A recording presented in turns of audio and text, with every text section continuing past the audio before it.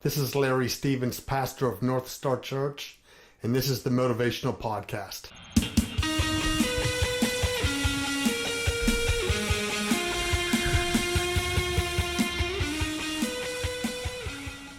This session we're talking about reconciliation and trying to be agents of reconciliation for people who are hurting in this country. And so, I want to kind of continue that conversation, and I want to kind of talk about how Jesus saw the world, often the way we see the world. There's many stories about Jesus, interacting with people who, the world maybe wouldn't accept for who they are, but Jesus did. I remember reading about the woman who's at the well in John 4. And you may know the story, you may not know the story, but Jesus is in a foreign land, Samaria.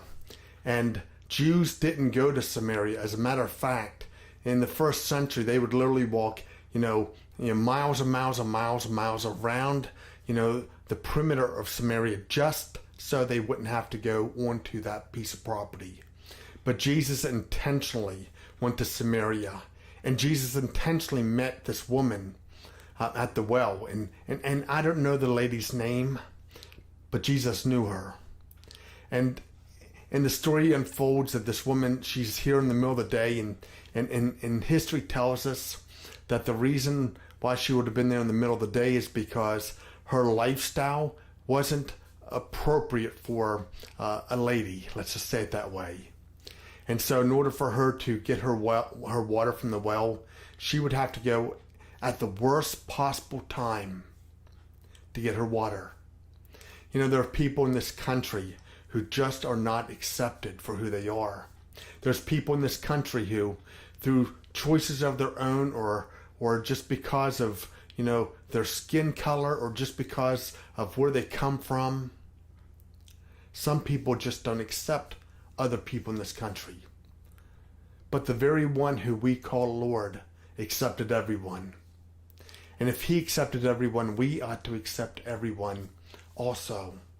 And so Jesus is meeting this woman at the well, and Jesus is having this dialogue about, would you give me some water? And it just sparked this conversation. This woman, you can hear her venting in her dialogue with Jesus. And at the end of the conversation, Jesus invites her to come and take part of him. And he's like, if you draw from this well, you'll thirst again, but he or she who comes to me will never thirst again. And she's like, give me some of that water. And he says, first go tell and call your husband. And she said, I have no husband. And Jesus, in this amazing moment, he doesn't say, you know what, the reason you don't have a husband is because you're just not a good person. Every husband you've been, with, you've found a reason to leave. Jesus doesn't do that. He says, you're right. He says, I want you to know something. I appreciate the truthfulness. The reality is that you've had 5 husbands, and the man you're now living with is not even your husband. And she said, I perceive you to be a prophet. And Jesus basically says to her, listen, I'm more than a prophet. I am the Messiah. I'm the Son of God. And the woman goes away not feeling bad about herself, but feeling amazed that she has encountered someone who didn't criticize her for things that she had decided to do, decisions she had made, because she's used to that. Everyone did that to her. But here she was encountering the God who was able to not see through her, but to elevate her into the place God wanted her to be. And I believe that woman was never the same again. I think there's people in our society today, and they're not looking for a handout. We've said this before. They're simply looking for a hand up.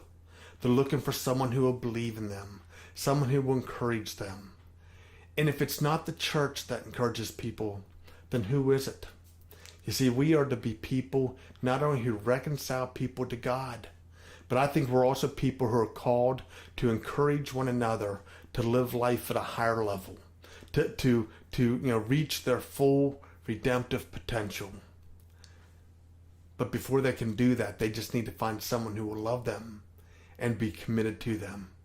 And so today, as we kind of wrap up this session, here's what I would say. I said that we should be praying that we could see the world through the eyes of Christ. And I think the second thing we should pray is this, is God, would you please help me to act like Jesus acted when he came across people that not everyone liked.